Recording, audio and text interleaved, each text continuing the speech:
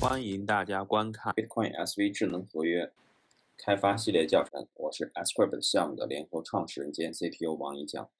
Ascript 是 Bitcoin SV 网络上专用的智能合约高级开发语言，它的目标是使开发者能够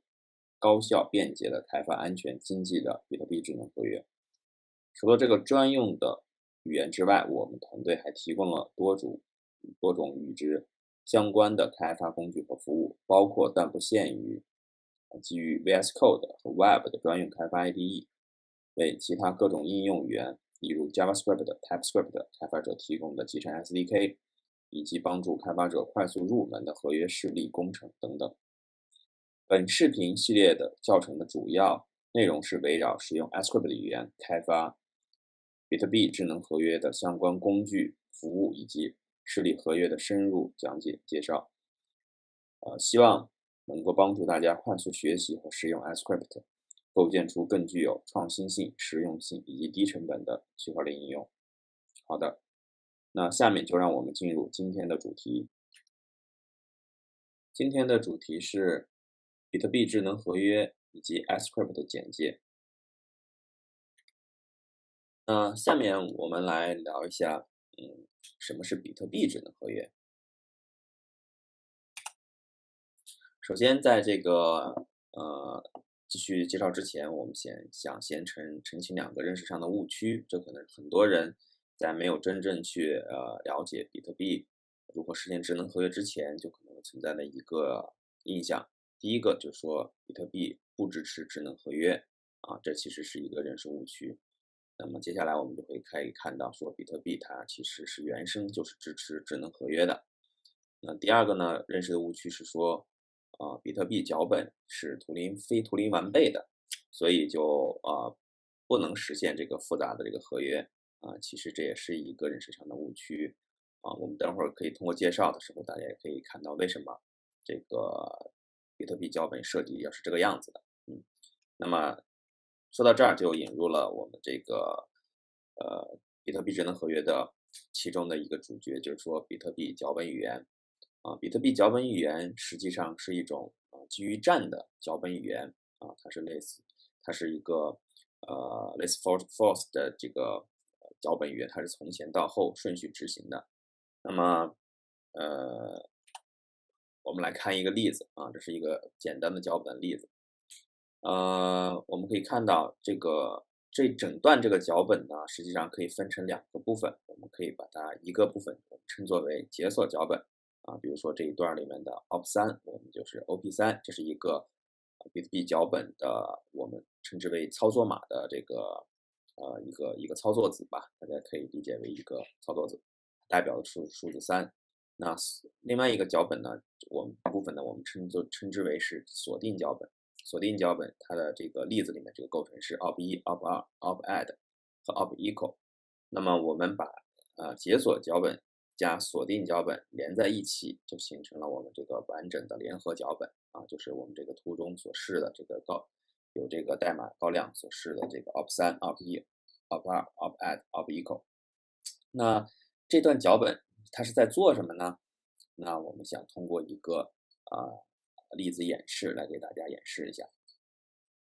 对，我们提供了这样的一个在线的一个工具，就是 Ascript.studio 这是一个在线的 IDE， 大家可以通过这个 IDE 来体验一下 Ascript 或者是 Script 的一个整个的编辑和运行的这样的一个过程。那这里面我们使用这个比特币脚本的执行的这样的一个功能首先我们在这个地方，比如说我们输入 locking script， 那我们可以看到我们刚才的这个 locking script 的部分，实际上是 op1、op2、op_add 和 op_equal。OK， 我们在这儿打入 op1、op2、op_add 和 op_equal。OK， 然后呢，我们在这个解锁脚本这儿输入 op3，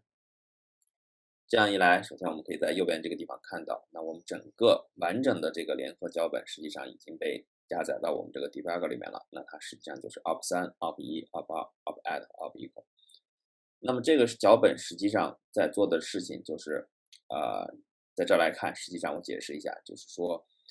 锁定脚本，它在验证它的执行是什么用 op1、op2、op_add 把这两个数相加，然后去判断一个相等。那这个和谁判断相等呢？就是通过这个解锁脚本提供的这个 op3来进行判断相等。那具体我们可以看一下它的这个执行过程。刚才我们说的这块儿，这个完整的这个联合脚本已经被加载到这个就是装在已经 loaded 的这个 opcodes 里面了。我们可以看到这是它的从前到后的一个顺序。那我们这儿有一个 main stack， 这个 stack 就是指的是比特币虚拟机，它是基于这个站的一种实现，所以这就是它的执行站。那我们可以看一下具体的执行步骤是怎么样的。那么我们开始 debug。OK， 首先我们这个可以用这个单步的方式，一个一个 opcode 去执行。比如说我们执行第一个 opcode op3，它的作用实际上就是在这个 stack 上这个主站上放入了一个数值为3的元素，放到了站顶。OK，op1 就是在这个站顶上又加入了一个数值为1的元素。那 op2 实际上是在站顶又加入了一个数值为2的元素，然后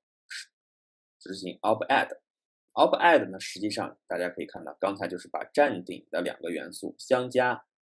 先 pop 出站顶的两个元素，把它们相加，并且把它们的相加的结果 op3又重新放回站顶，这就是 op_add 这个操作码所执行的这个功能。最后一个操作码 op_equal， 那 op_equal 实际上我们可以预期它执行的是推出站顶的两个元素，判断这两个元素是否相等。那我们来看一下这个执行结果是不是这样的。OK， 对，就 op_equal 最终的执行结果，它是会把一个判断的结果相等的话，那它们就是一个是为真的值呢，这个值是相当于是01，就是表示这个结果为真，它推回了站顶。那到这里，其实我们所有的这个操作码已经执行完毕了。这时候站顶上元素只剩下了一个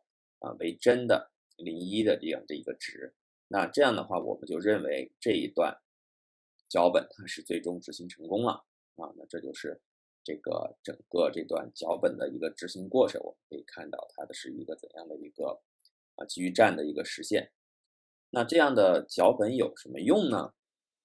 那接下来我们可能需要先解释一下这个比特币里面另外一个很重要的概念 UTXO 模型。UTXO 的全称是 Unspent Transaction Output 中文一般翻译成这个称作是未花费的交易输出。如果大家是初次接触到这个词的话，其实你也不用着急，等一会儿的话，你可能就可以理解为什么这个模型叫做这个名字了。那我们来看一下这个图，这个图中画的其实是两个比特币交易的基本结构。左边呢，我们叫它TX1 Transaction 1，右边呢叫做 TX2。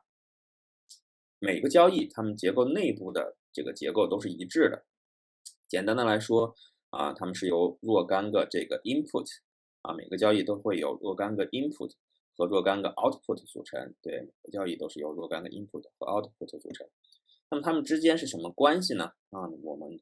我们来打个比喻，可能可以帮助大家更好的去理解。那假设你有这个若干个小保险柜，每个保险柜里面呢，可能都藏着一些你的私房钱，而且每一个都会有一个密码来进行保护。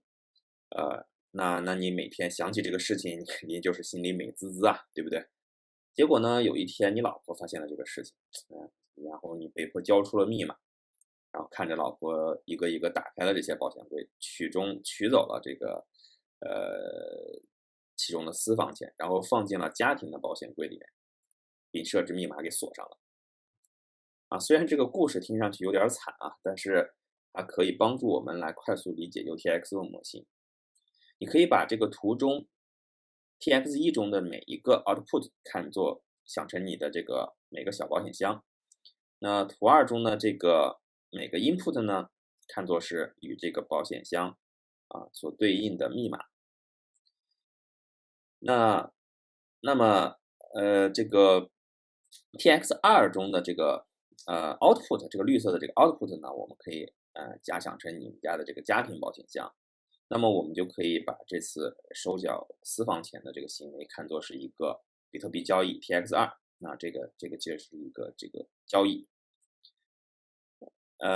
在这个交易结束的时候呢，TX1 中的 output 就可以被称之为已花费的 output 输出啊，TX2 中的这个 output 就是新的未花费的输出，这个绿色的其实就表示新的未花费的输出。那 TX2 完成的这个事情，实际上它也意味着这个财富的转移，从你的小金库转移到了家庭的这个保险柜里面。那这个过程呢，实际上和真正的比特币转账是同样的原理，对吧？那在比特币的网络里面，每一个新的交易实际上都是有指定，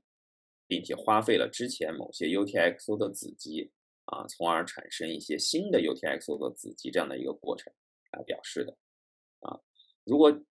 那么就是如果你尝试，比如说再次去构造一个新的交易 TX3，去花费这个 TX1里面这个已经被花费的这个 UTXO 的时候，这个 output 的时候，那么会发生什么呢？那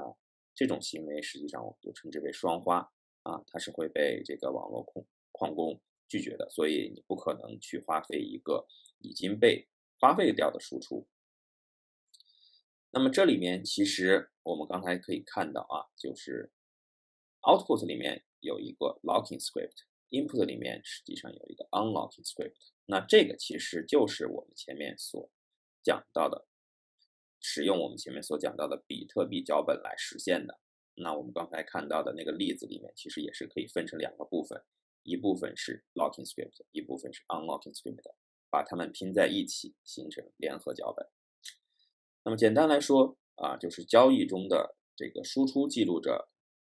每个交易中的输出记录着这个比特币的金额以及锁定脚本。那每个交易里面的输入，实际上这个记录的是对应的前项的唯一的输出以及它的解锁脚本。当且仅当这个联合脚本能够成功运行的时候，我们才说这个交易是可以并且前面这个输出是一个未花费的输出时，那我们才可能创建一个新的交易，这个新的交易才能被这矿工接受啊，这就是这个 UTXO 模型的核心那么下面我们来看一下这个 UTXO 模型的基本的约束这个有两条基本的约束。第一条约束是，除了 Coinbase 的交易外，所有的交易的输入必须来源于前序某个交易的输出这个其实我们刚才的例子里面也解释了，就是说你新的交易的输入必须指向前面的一个交易的输出第二个约束是，每一个交易的输入总额应当等于输出总额。对。这两条约束实际上其实是为了保证比特币的总体数量的增长只能由挖矿行为产生。这个 Coinbase 交易指的是矿工通过挖矿获得的奖励的这样的一个交易那这样的话，通过这两条约束可以保证比特币的总体数量是有限的，它不会随着这个转账的它不会凭空产生新的比特币，只能通过挖矿来产生。那但是比特币是可以在不同的这个UTXO 之间发生转移的。由此呢，其实我们也可以看到说这个比特币智能合约它的基础原理，实际上比特币智能合约的基础原理就是通过刚才说的脚本的执行和 UTXO 模型来推导出来的。那我们可以看一下，这里说每个交易都是可以自由构造自己的锁定脚本的这是智能合约的主要逻辑实现。相当于比特币智能合约最主要的依赖是说，它每个交易都可以自由构造自己的锁定脚本。那这段锁定脚本完全可以是任意逻辑。那这个任意逻辑实际上取决于你的智能合约想怎么写啊，你想提一些什么样的要求啊，然后提一些什么样的这个限制。那第二个原理就是说，每个新的交易能够写入账本的前提是它的所有的输入都能够成功的通过脚本校验啊。那这是相当于是说验证这个交易的你的所有的input 是不是输入是不是都是啊 OK 的。那脚本校验，刚才我们也说过，脚本校验通过的成功条件是这个锁定脚本解锁脚本加锁定脚本形成的联合脚本，它的运行最终是成功的。这是脚本校验通过的大前提。那整个这个交易我们可以通过构造新的交易实现账本状态的改变啊。那这个相当于是新的交易如果是合法的，那它就可以实现啊，不管是比特币的转移，还是说一个这个内在状态的转移，它都是可以通过改变脚本实现改变账本状态去实现一个状态的改变。好，最后我们来看一个真实的这个脚本的例子，这个就是比特币网络中使用最为常见的 P2PKH 脚本的一个例子。我们可以看到这是完整的P2PKH 的一个脚本，它也是分作两部分。解锁脚本实际上是有一个签名，然后有一个这个解锁的public key 这样的一个这两部分构成。那锁定脚本呢是由这几个操作码构成opdupe ophash160，然后一个这个 public key 的对应的 hash， 然后是 op equal verify， 然后 op check sig。那我们实际上看到这个P2PKH 脚本实际上就是对应于我们刚才说的，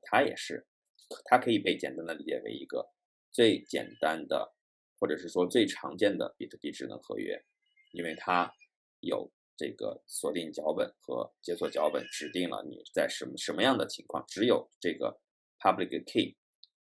只有它的意思是说，只有这个 public 能够这个提供这个 public key 私钥进行签名的这个人才能够解锁我当前锁在这个 UTXO 里面的这个比特币，那你才能进行花费它的这个 P2PKH 这个脚本，或者是称为这个智能合约，它的核心的逻辑就是在这里。好，刚才我们介绍了这个什么是比特币智能合约以及比特币智能合约的基础，它是构建在这个比特币脚本语言 script 上面的。那么接下来我们想给大家介绍一下什么是我们的这个 Ascript 高级语言。那 Ascript 实际上是Bitcoin SV 智能合约的一个高级语言它是一个编译型的高级语言编译的目标其实就是刚才我们看到的原生脚本语言我们刚才其实看到脚本语言，它实际上它的这种写法，实际上对于程序员来说其实还是比较陌生的，它更类似于我们之前可能学习过或者使用过的汇编语言那 Ascript 实际上是更高级的语言。它另外一个特性呢，就是说整个 Ascript 的设计是类似于 JavaScript 的这样的一个提供这样的一个简洁的语法，可以大大降低这个学习和使用的这个门槛。另外呢 ，Ascript 它是静态类型的，可以增强这个，相当于说我们可以在这个编写代码的时候，通过编译器的静态类型检查去提前发现一些潜在的一些问题这样可以提高整个合约的安全性。那么我们来看一个最简单的一个 Ascript 的合约这个 demo 合约这里面我们想通过这样在 IDE 里面直接来给大家演示一下这个语言首先就是说我们现在使用的这个是 VS Code 的这个开发环境。那我们可以在这个插件里面，比如说搜索 Ascript 这个关键词，然后我们可以看到我们这个 Ascript 提供的一个 IDE 插件这个插件大家可以下载下来，安装在 IDE 里面，这样就可以支持 Ascript 开发。OK，那我们现在来看一下这个简单的这个例子。这个 demo 合约呢，实际上我们可以看到它是由这么几个部分构成的乍眼看上去有点非常，可能大家会觉得有点眼熟啊，是什么这个比如说是构造函数啊 ，constructor 呀，function 的定义啊，public function 定义啊，这些都看上去都很眼熟啊，整个语法有点像写了一个 class， 对不对？那这里面首先我们大概介绍一下这里面几个重要的关键词。首先就是 contract 关键词，相当于声明了一个合约类这个合约类的名字我们可以起名叫 demo。然后 constructor 呢，就是它的构造函数这里面比如说声明了两个这个合约的这个成员变量int x int y 那这个构造函数相当于传进来两个这个外部的这个 int 的值，一个在 x y， 然后去赋给它这个成员变量的值，那整个都非常熟悉。然后 function 里面分成两类 function， 一类是这个普通的这个 function， 一类叫 public function。那这两类有什么区别呢？ public function 实际上就是我们刚才说的，它是可以最终它是整个合约的对外的一个入口，相当于它可以生成这个可供外部调用的这样的一个合约入口。那 function 呢，更类似于是一个内部的这个合约内部的一个内部函数它们俩的另外的区别呢，就是大家可以注意到这个 function 最后在声明的时候，比如说这个 function sum function， 那声明一个这个 function 名字，然后它的参数列表，然后冒号后面是跟的这个参数的返回值，相当于 sum 这个 function它接受两个 int 型的参数进来以后实现是返回这两个值相加的结果，那最终也是个 int 型。所以说这个内部函数 function 内部的这个 function 它都是必须要有一个返回值的。那么 public function 呢我们刚才也提到，它跟 function 是不一样的，它是对外调用的一个入口。那它的这个要求，首先它是没有显示的声明返回值的那实际上它的最终返回值都是一个布尔类型的，就像我们刚才看到这个整个这个脚本在运行结束之后，这个它会有一个联合脚本的一个运行结果，说明这个结果到底是联合结果运行为真还是假，其实它就是一个布尔值 true or false。所以整个这个所有的 public function 最终默认返回的其实都是一个 true or false 这样的一个返回值。所以首先它不用显示的声明返回的这个类型，它一定是个布尔型的。第二个呢， public function 与众不同的特点是说，它的最后一条语句一定得是 require 这样的一个这样的一个函数调用那这个 require 呢，我们可以等会儿讲它是干什么用的，但是它最终是必须得是一个与 require 这样的一个函数调用结束的。那其实这个 require 大家可以看到，这个函数其实它也很简单，就是说它会接受一个表达式，它的内部其实是一个表达式这个表达式实际上就是返回了这个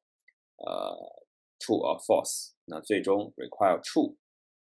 相当于最后一条 require， 如果是 require true 的话，那这个合约相当于是可以成功执行完毕这个整个合约就成功执行了如果任何在这个一条 require 中间的这个表达式就算是 false 的话，那这次调用可能就会 fail那当然就是说一个函数里面，比如说我们这里看到的这个我们有两个 public 的 function， 那相当于是我们这个合约其实可以有两个入口一个入口叫 add， 一个入口叫 sub。然后呢 add 实际上就是 take 了一个输入这个输入，然后呢它 require z 这个传进来的参数值等于 this 点 sum xy， 相当于这个 public function add 它做的核心逻辑是什么呢？就是校验你提供的这个 z 这个 public function 的函数这个参数其实对应于我们刚才讲的时候对应于我们的解锁脚本，就是你的解锁脚本提供的参数 z 是不是符合我这个锁定脚本我的锁定脚本的核心逻辑就是说，这个锁定脚本实际上是要把我原来这个构造函数的 xy 相加起来的这个值和你提供的这个参数这个值，这两个值是不是相等？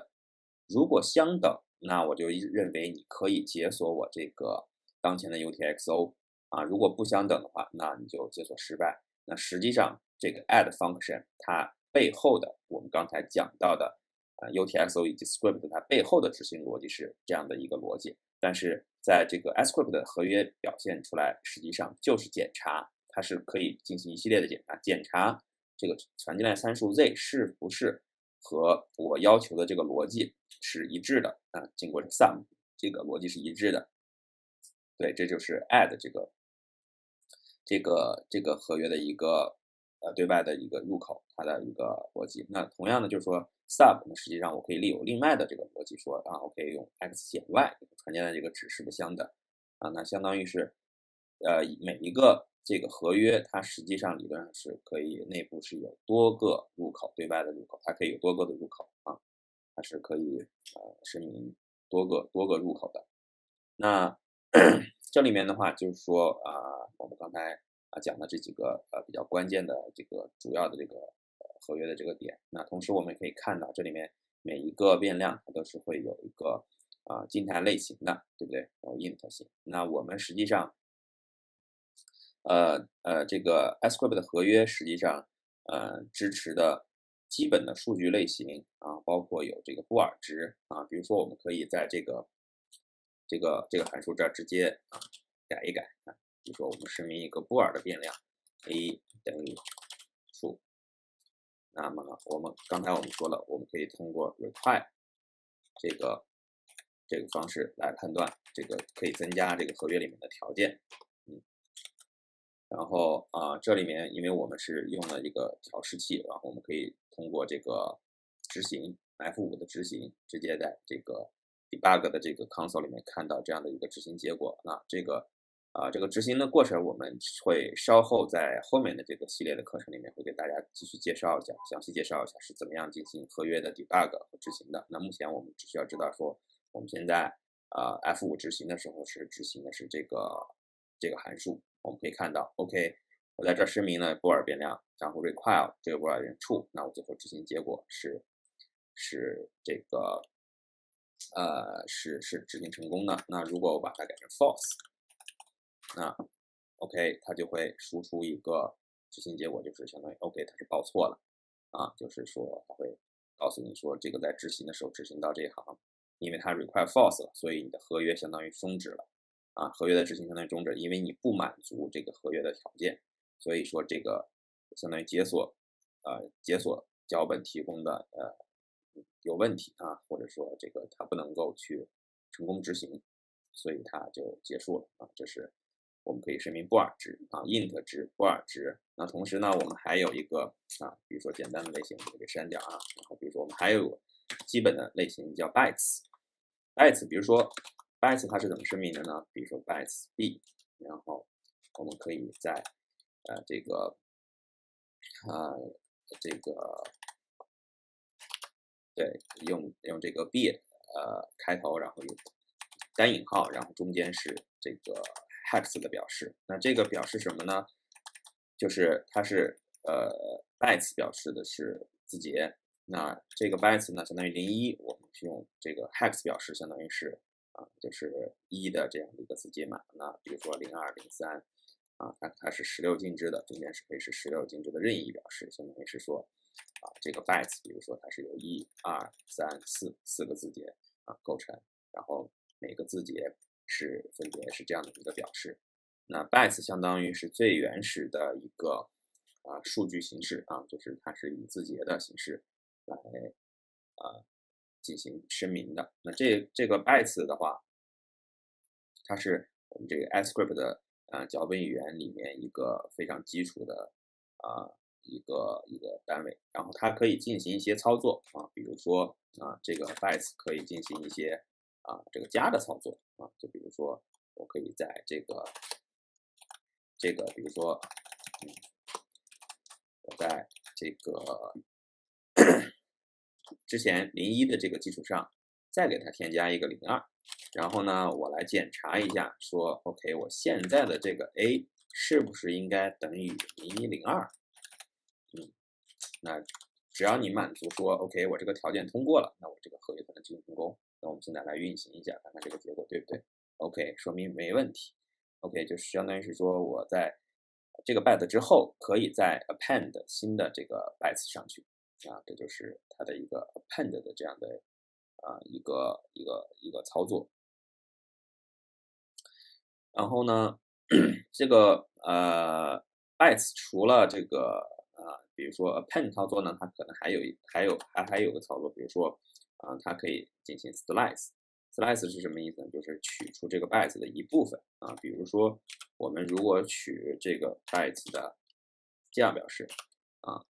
0101相当于是它只取从0这个位置开始取一个字节，那我们相当于是认为它应该是等于01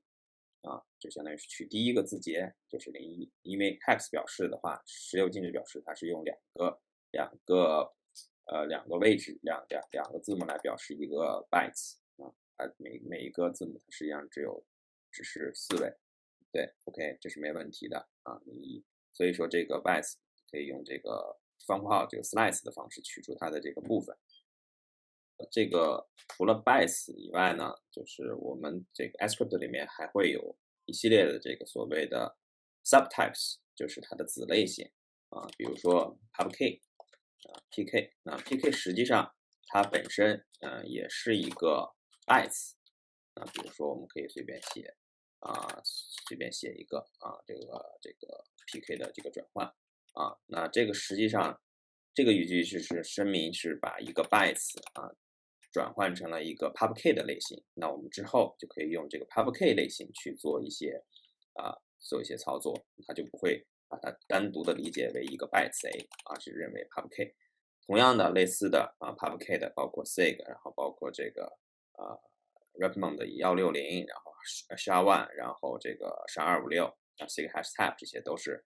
bytes 的这个子类型，它是有一个子类型这样的一个更加具体的一个类型的抽象。那么除了这个刚才讲到的这个布尔，然后 int bytes 以外，还有一个基础的这个类型呢，就是数组ASCII 的这个数组。我们来讲一下这个 ASCII 的这个数组比如说这个数组是如何声明的。比如说我先声明一个数组 s1 等于1、2、3这个地方相当于就是说我声明了一个长度为3的数组，那它们的元素分别是1、2、3，这是数组的一个声明方式。那我还可以声明一个是 int 数组，对不对？我还可以声明一个布尔的数组对吧？布尔的数组，那我可以声明对吧 ？false true false 这是比如说声明一个布尔的数组还可以声明这个 bytes 的数组。同样的比如说这个声明一个ES 对吧？声明一个 bytes 的数组。同样数组的操作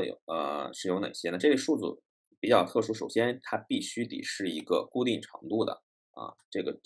ASCII 里面的数组，它首先它是一个定长的数组，这点有点像是这个 C 它必须是个定长的。第二个比较特殊的地方呢，就是说这个数组的读写操作实际上是这个是有一些区别的比如说我们可以这个数组的，比如说游标对吧？比如说我可以声明一个 index 等于0，然后呢我可以比如说访问，比如说我可以 require 这个 s1 的这个 index比如说等于1，对不对？这样的话就是说我相当于我可以通过一个变量的方式去读这个数组中的元素，这个是允许的比如说我们运行一下 ，OK， 这样读是没问题的，对吧？但是如果是说，比如说我如果想要 s1 index 写，如果我是通过变量的方式是指定数组的下标去写，目前我们这样是不允许的，这个编译会报错的。大家可以看到，这是一个编译会报错，有一编译错误的这个这个报错。所以说但是这个地方如果是一个常量，是允许的啊，就是说你在做数组操作的时候，大家要非常注意，就是说如果你的数组的游标是一个变量的话，那它是不允许你做变量的写的，但是你可以读这个变量啊，但是写的时候是游标一定是个常量至于为什么是这样的一个设计，实际上是因为是这个底层的实现上呢有一些为了从效率和这个角度考虑会有一些限制，这点是这个 ASCII 里面的数组的一个比较特殊的一个地方。OK，那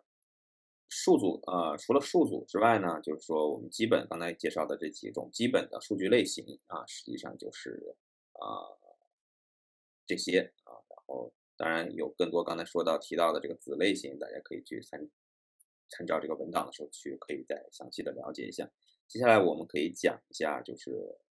ASCII 的这个语句和表达式。对，这个表达式这块其实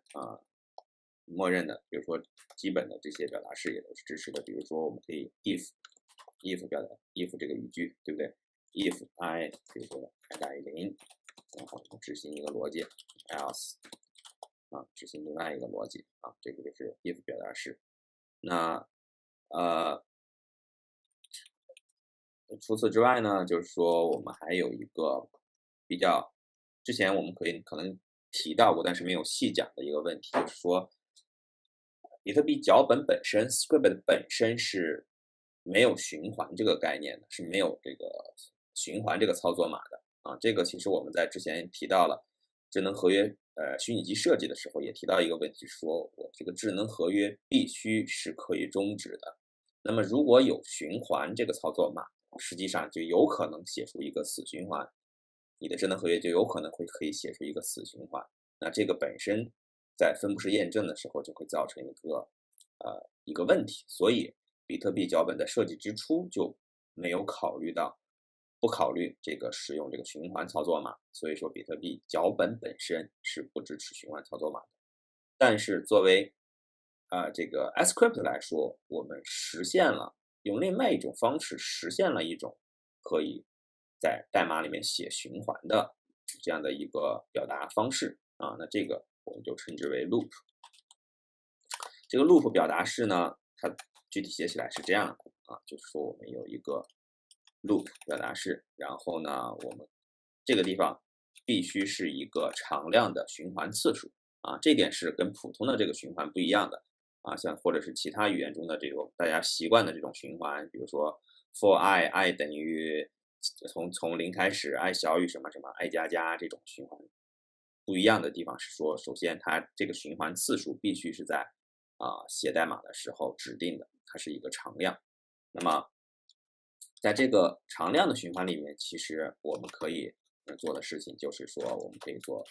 这个变量操作，对吧？那loop 3次每次i 加1，然后那么我们最后比如说最后来判断一下这个值是不是等于3我们来执行一下。OK， 这个值 fail 了，这个 fail 的 OK 那应该是这个原因，就是说我们这儿已经改变了这个值，所以这条其实应该是不适用的。OK， 我们把它去掉，再试一下。OK，现在是成功了，就是说我可以通过这个 loop 来改变这个变量的值最后校验一下这个变量的值是不是符合我的预期这是我们的 loop 表达式。这一点其实对于大家写合约来说，实际上是会方便不少，因为本身循环这个事情，其实它在很多场景下还是有用的，只不过大家需要注意的是说，这个 loop 的次数一定是事先需要写成一个常量的。那么另外一个呢，就是我们想介绍一下，就是说我们这还有一个 import 这样的一个语句import 的语句呢，实际上是说我可以导入一个外部的一个合约OK， 导入一个外部的合约应该是转好 OK，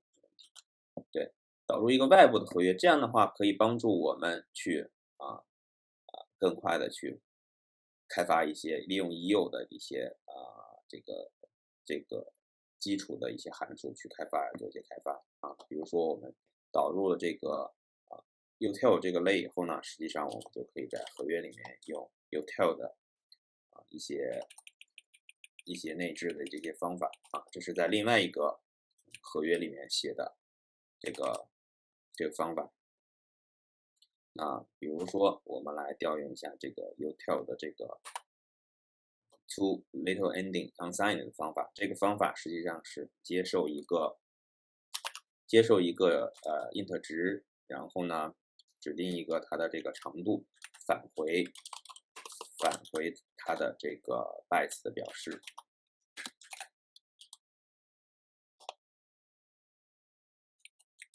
B1 声明过了，所以我们改成 B2 吧，或者我们可以把上面这些没用的线暂时删掉，然后先保留这个。对，我们可以通过导入的这个函数来进行调用导入的这个合约的函数。有一块 B2。我们来看一下这个 B2 现在目前会是一个什么值呢？我们可以想象一下，它应该是一个01。OK， 我们可以运行一下，看看是不是这个值 ？OK， 没问题。这个函数相当于是说把这个 int 值转换成为一个没有符号的，本身这个-1在这个它是带符号的，把它转换成一个长度为1的无符号的一个bytes，你看可能就是转换成 B01这样的一个结果。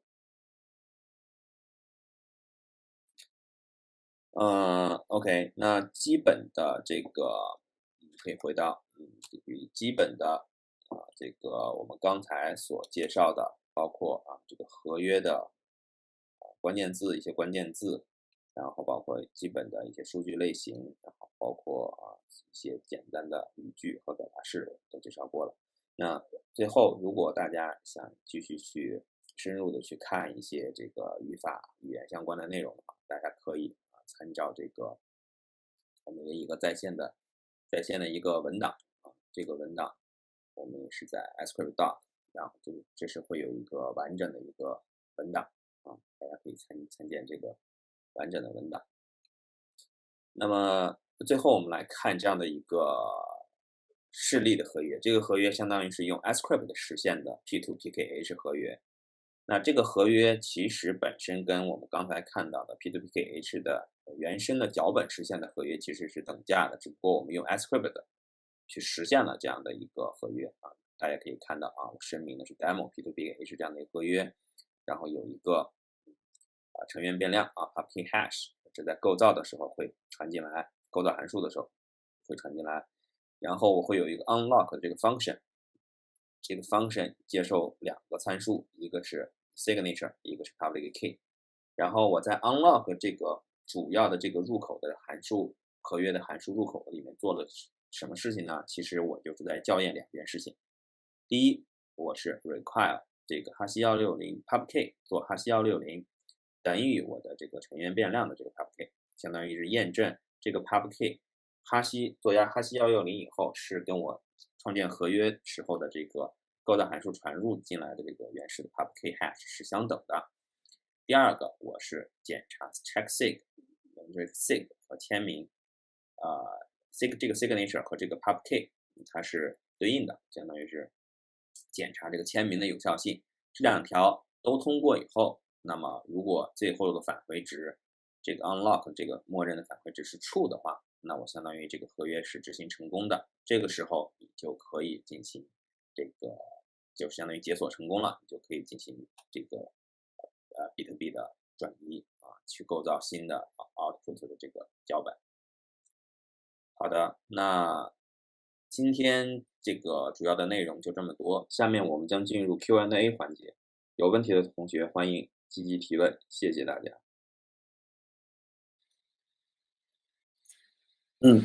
OK。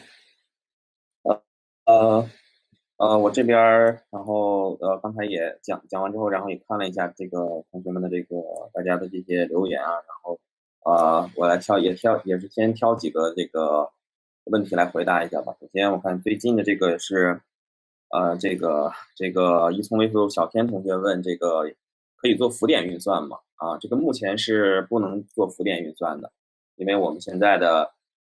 支持的是 int。基本的这个数据类型是只有 int，但这个 int 是相当于是 big int。那为什么目前没有支持浮点运算呢？因为几个原因吧，一个是说从这个实现的本身实现的复杂度上来说，这个浮点运算本身如果是在纯脚本上实现是有一定的难度的。第二个呢是从安全的角度上来说，实际上其实你可以想，任何的这个需要浮点运算的时候，你是可以把它转换成一个整数进行运算的，在绝大部分情况下都是这样的。那但是有浮点数就可能会给合约安全带来一些潜在的影响，所以说这也是为什么我们在目前的这个设计里面是暂时不支持浮点数的。如果有浮点数这种需求的话，建议你可以先去把它转换成整数，相当于有一个精度的这个表示然后再因为这个整数是可以是大整数，所以理论上来说是可以通过这样的一个转换去满足这个需求的然后前面我看还有同学问这个往前翻一下就是还有这个零编程基础能不能学这个就是说呃确实是确实是需要有一些编程基础最好了，但是零基础的话，可能确实需要先补一些基本的这个知识这样的话可能后面学起来才会会更轻松一点。对，然后刚才对还有同学问这个可以继承的这个问题，继承是这样子的，就是说我顺便讲一下，就是说从这个问题出发吧，大概讲一下，就是说我们这个 ASCII 的语言和这个普通的高级语言都有哪些比较重要的这个差异首先就是说从设计上来说ASCII 的语言本身它的这个语法上，大家可以通过我们刚才的这个展示可以看到，语法上是比较类似于面向对象的这种语法有 contract，对吧？然后 contract 你可以类比成面向对象里面的 class 呀，然后有 function 呀，可能就是，然后还有一些它的这个 property 啊，这个从语法上看上去就挺像的面向对象的这个语言。对，这个包括这个继承，刚才问的这个继承其实也是面向对象里面的特质这个是从我们语法上是比较偏向于面向对象的。但是呢，实际上我们的刚才这个写的过程中，其实编码的时候，大家也可以看到，这个开发的这个风格实际上它是更多的是面向一个过程的。那么这个背后实质上的最大的这个区别是什么呢？就是说ASCII 的语言它的设计的初衷是为了去写这个比特币原生的这个就是生成比特币原生的这个脚本由比特币虚拟机去执行。那么整个这个 ASCII 的语言它的核心的目的是什么？要完成的这个功能是什么呢？就是我们刚才之前要讲的完成这个脚本的校验脚本的校验实际上大家可以刚才那个例子也讲了，实际上是最后去验证一个钥匙和一个锁，你能不能把这两个匹配起来，完成它的这个钥匙和锁的这个打开锁的这样的一个校验的过程。所以说，从底层上来说，我们是要完成这个功能。所以在高层的 ASCII 的语言上来说，我们在设计这个合约、写这个合约的时候，它的核心工程也是说要完成验证。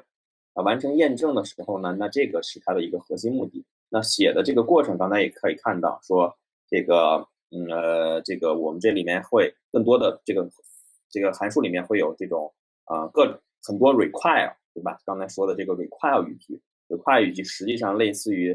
比如大家如果写这个其他语言的这边的语言写测试的时候，它有点像这个测试里面的这个断言，对吧？还有是你要 assert 这个是一个 true，assert 这个 true，然后才能往下走。那实际上 ASCII 的语言写起来也是类似于这样的一个过程，就是说你要设计一个合约，那你这个合约里面的主要的这个 function 这些功能，实际上都是在做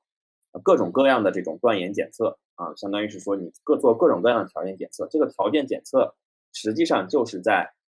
让虚拟机去判断说你给进来的输入这个解锁脚本这个输入是不是能够满足你锁定脚本的这个锁定的这个逻辑要求，这个要求。所以说从这个角度上来说呢，这是实际上是从设计层面上 ASP 语言和普通语言不一样的地方。那所以说刚才这个回到这个继承这个问题上，就是说继承确实是我们目前是不支持这个继承的啊，因为继承本身因为我们的语言的目的其实它并不是为了面向对象啊，或者是说它反映一个这个真实世界里面的这种就像是对象的这样的一个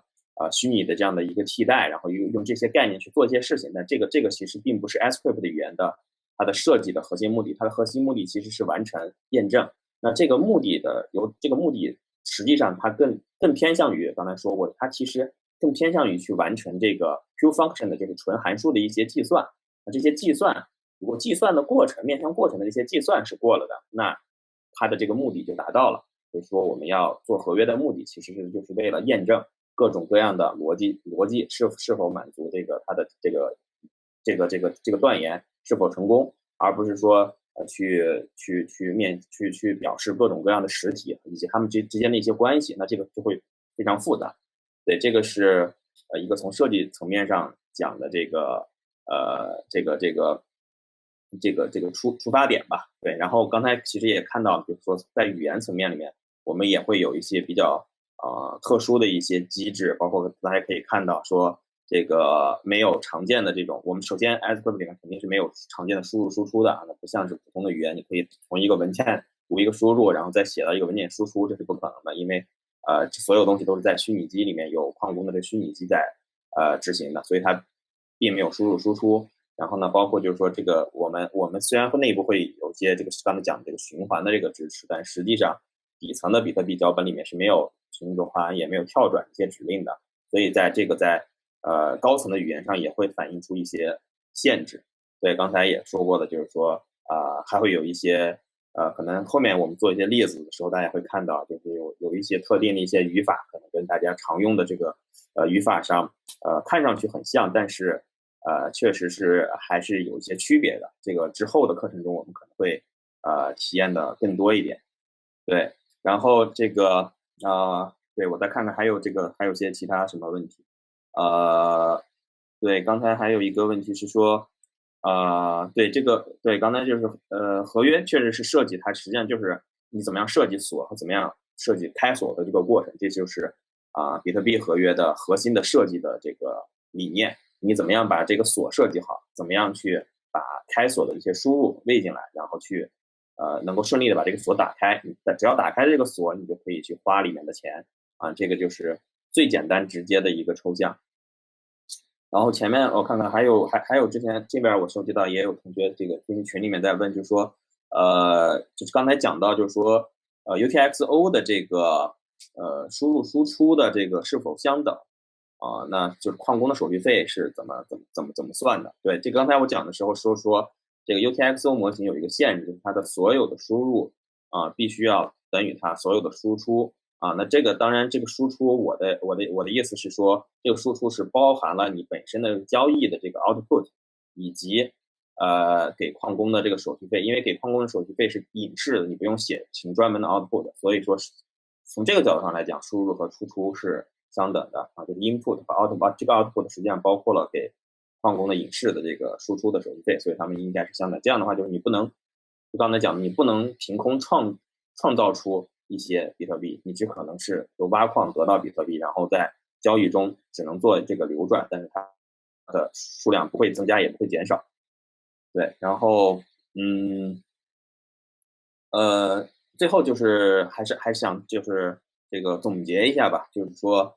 因为我们今天讲的这个比特币的这个智能合约的这个基础和 ASP 的这个语言的一个简介还是比较初级吧。然后就是后面我们可能涉及到一些更深的一些技术和实现的这个技巧。但是这个里面其实我觉得如果大家今天一定要记住什么的话，其实就是说首先大家要去理解是说比特币智能合约它和比如说以太坊的智能合约它最大的区别是什么？就是说这个账户模型和 UTXO 模型的这个区别。这两个从底层的设计的这个模型的区别，导致了上层的各种各样的一些差异啊，就是这个，因为最核心的区别就是底层的这个模型，这个两个链的底层的模型是不一样的。那么它们这两个链的这个模型上的区别都有哪些？就是好这个优势和劣势呢？就是我们可以 wrap up 一下，就是说以太坊的这个账户模型呢，对于开发者来说，它可能会比较容易理解，因为大家平时更习惯于这种账户模型的啊，就是有一个 account 呀，account 里有余额呀，然后相当于 DB 里面一查，这个余额就出来了啊，这些可能对于开发者来说，它非常容易理解。但是 UTXO 模型对于开发者来说，可能一上来可能是不太容易理解的，因为它会分成很多个这个集合呀，然后这 output 呀、input 呀，这个不是你想要算一个余额的话，你还要去把所有的这些未花费的 UTXO 加起来才能算出来一个余额啊。这个对于开发者一上手来说是非常就是会有一个转换的一个过程的，这思维上其实是要首先要迈过这个坎。但是迈过这个坎之后，如果我们往后看的话，那在性能上来说 ，UTXO 模型的并发的性能是非常非常好的，因为理论上每一个 UTXO 它都是可以并行计算的，它们之间是没有依赖的。但是账户模型就不是了，这就是为什么以太坊到现在为止要做2.0升级，然后做12.0，其实它都是要想提高这个并发性能，因为它这个性能实在是撑不住了。现在这一点现在它的这个交易量就已经经常让它的这个账户模型就核心就是出在它底层的账户模型是对并发天生是不友好的，但是 UTXO 的模型对并发对这种大并发的交易来说，天生它就是这个模型就是非常友好的，所以说这也是为什么我们说在未来可见的这个时间里面BSV 上的这个交易这个合约的这个性能也好，成本也好，一定会比以太低。这就是因为从最底层的它的这个模型这个链的这个底层的这个模型上来说，它就是有这样的一个优势。所以说这一点上是大家一定要先去把这个东西理解好，理解好以后，那么之后的这个合约的怎么开发、怎么设计，那其实都是基于这个底层上模型上的差异，会有各种各样的不同的这个选择。对，这是一个我就是今天想说的一个比较重要的一个比较核心的一个观念，希望大家首先要把这一点理解清楚。理解清楚之后的话呢，之后我们再去讲一些细节的时候，或者做一些例子的时候，大家就会更容易去理解。OK，那我最后看看还有这个再回答2个问题吧，就是这个我看这个还有人问，就是说这个有多个 public function， 对，合约有多个 public function， 相当于就是相当于是有多个入口吧，就是你的同一个合约，我可以有不同的解锁的方法，对不对？你可以有方法1解锁，方法2解锁啊，它每一个